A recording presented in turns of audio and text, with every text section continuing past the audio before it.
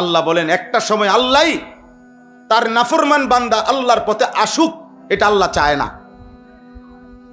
গুনাহ যখন বেড়ে যায়, নাফরমানি যখন বেড়ে যায়, সীমা যখন অতিক্রম করে, আল্লাহই তখন ফয়সালা দিয়ে দে, ঠিক আছে আর লাগবে না, অনেক দিন তোকে বলাইছি, পৌঁছাইছি আমার কথা, তুমি কোনো পাত্তাই দিচ্ছ না, ঠিক আছে নাফরমান, আর লাগবে না।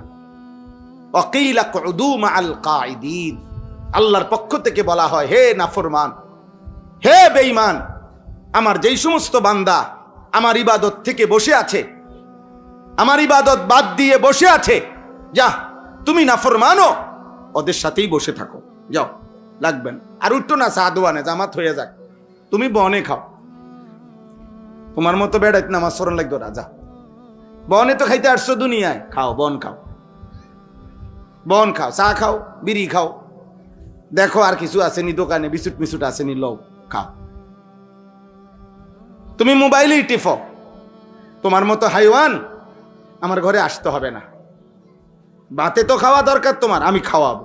কত বেঈমান রে আমি খাওয়াই, কত মুরতাদ রে আমি খাওয়াই, 40 বছরে যে কোনোদিন স্বীকারও করে না আল্লাহ বলতে কিছু আছে, আল্লাহ বলে আমি এমন বেঈমানরেও তো খাওয়াই।